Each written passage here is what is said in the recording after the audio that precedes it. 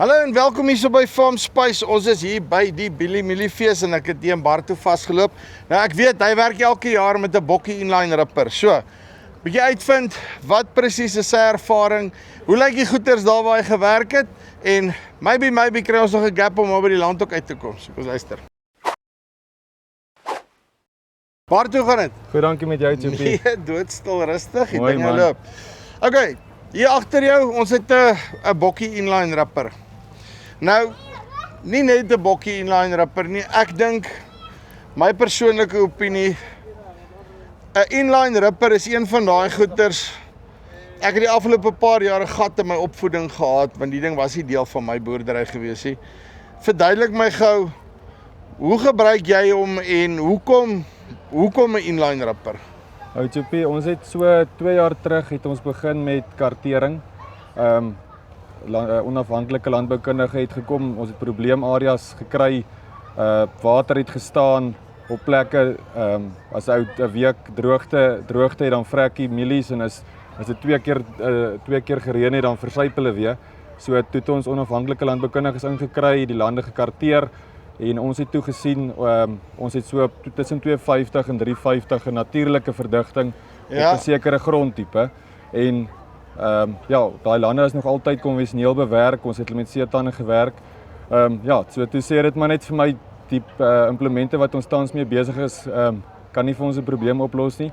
En ons het toe nou al op daai stadium reeds van Henry hulle se diste gebruik, het toe nou al 'n paar seisoene gehardloop en nou is vertroud met hulle kwaliteit. En toe het ons met Henry gepraat en ons het toe 'n 5-tand gekry. Hier agter die eerste sojas wat af is. En toe het ons nou hom gaan indruk so op 400 en hy kon toe nou vir ons baie mooi onder daai natuurlike verdigting, jy weet, gaan ingegaan het.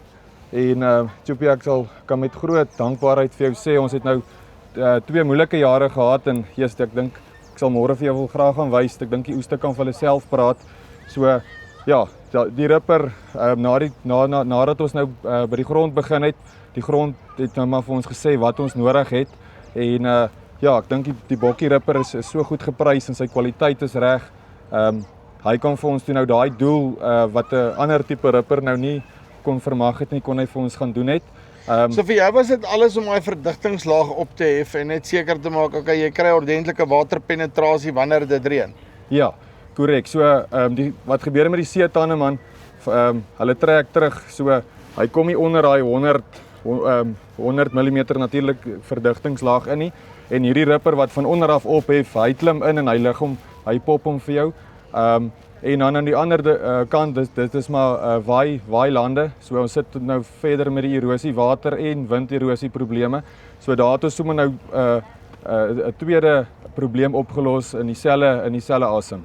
Right, so hier's hierdie vir improvisation, hè. Ons het nou by daai soja land van jou gedraai en toe sê vir my, maar hier's 'n ander cool ding ook nog rondom die sluitparte en so voort. Vertel 'n bietjie, hoe weet jy wanneer hoef jy te rip of nie? Alright, Choppie, so op 'n 5-tand inline ripper, as 'n ou enigiets van 'n 130 na 150 kW trekker op hom sit en hy kan hom trek, dan weet jy dis nie eintlik nodig om te rip nie. Dan weet jy die grond is los. Die grond is reeds los, dit ou mors jou tyd. So daai ripper sal ons sê so 35 kW 'n tand, selfs na 40 toe. Is maar die norm wat 'n ou nodig het om hy goed effektief te sleep op hulle diepte. So as jy 'n kleiner trekker het en hy trek hom actually, dan weet jy nie wat jou grond is reg, of as jou ander trekker net met hom loop. Maar dit kom uit vir my terug na wat die ouens gesê het. Jaar 1 is taai, jaar 2 is taai en jaar 3 dan begin die goeters eintlik raak al hoe ligter. Al hoe ligter, want ek weet van 'n ou wat 7 tand met 'n 300 kW gesleep het eerste seisoen. Baie gemoun oor die sluitparte en al die goeters, maar jy sê dis iets wat homself oor tyd uitsort. Ja, nee, definitief, want soos ek nou gesê het, as 'n ou nou met daai klein trekkertjie gaan voor hom gaan haak en jy kry nou wel kolle wat daar kompaksie is, die ou se land is mos nie homogeen nie, dan gaan hy hom nie op daai 400 effektief kan trek nie, dan gaan hy hom dalk 250 of 300 trek. So dit is die eerste jaar is dit baie belangrik dat 'n ou genoeg perde voor 'n inline ripper sit. Right, uitstekend. Okay, kom ons gaan terug na die ripper toe. So en wat jy hier kon doen is nou, is ek reg as ek sê jy kan nou binne in die stoppels werk So jy het minder van daai probleme as ek reg is. Definitief. So wat nou gebeur is, 'n ou gaan in op daai lande wat ons reeds gekarteer het, jy weet op watter dieptes om te werk. So, en jy praat van kartering in terme van dieptekartering op die einde en van aan die 'n grondklas. So vir my gebruik ek die ripper nie op al my hektare nie. Vir my ons luister wat die grond sê en dan kies ons die regte implement. Ek sê ek het nou die dag met iemand die gesprek gehad dat ek dink regtig hierdie is seker die goedkoopste tool en waarmee jy die meeste waarde kan toevoeg tot jou boerdery, bang vir buck. Of jy nou konvensionele boer is, of jy nou 'n no-till ou is, maak nie saak watse een jy boer nie. Hierso is die goedkoopste wat jy op jou plaas gaan bly. Ek weet nie of jy saam met my stem nie. Ek stem 100% saam, Choopie. Ons het dieselverbruik gemeet. So ou se nou vir jouself dink omdat hy nou nog nooit so diep kon gewerk het nie. Daai eerste jaar het ons so 5-6 liter per hektaar meer gebruik, maar die oeste het dit dubbel en dwars terugbetaal. Die slytasie was ook bietjie hoër daai eerste seisoen weer eens, het nog nooit 'n tand op daai dieptes geloop nie. En dan die volgende ding wat ek sommer daai tyd vir my baie opvallend was, toe ons nou die ripper 'n paar kontoure gewerk het, lyk dit of daar net streepies getrek is. En ek gaan met die trokkie en nou sit hom in 2x4 en ek sê vir jou Choopie, 'n trokkie agter 'n bokkie ripper kan nie 50 meter loop hier, dan sit hy. En toe sê ek nee, maar dit maak nie sin nie, toe laat ek van ons gewone plaasripper seetande kom en ons steek hom reg langs mekaar op dieselfde diepte 400, laat hy appels met appels kan vergelyk. Daar loop die bakkie in twee-wiel dryf reg agter die ripper. So dit sê maar net die proewing goed is al gedoen. Hy het nie daai pockets so goed nie, hy breek hom effektief op daai diepte vir 'n ou. So nee, ek dink definitief as jou gronde toelaat dat jy tot by daai dieptes kan werk en daar moet werk, dan is dit regtig 'n implement vir elke boer. Kort en die lank is die ding maak los. Hy maak lekker los en die volgende ding is ou nou na die bewaringsrigting beweeg. Hy het nou baie minder versteuring, so jy breek nie daai struktuur van jou grond nie. Dit sê vir ou jou infiltrasie moet vir langer beter bly, waar jy nou met 'n seetand om 'n rolaksie half gee. So jy dink jy maak die grond los, maar hy sak dadelik weer vas na die eerste 100 mm reën.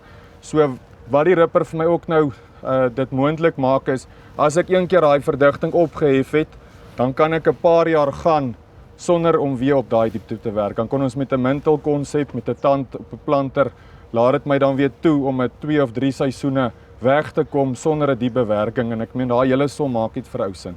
Right, so dit is Bart de Smit hierso van Bethlehem se wêreld af. Bethlehem, Rights, Petrusstein, Oos-Vrystaat, nê. Nee.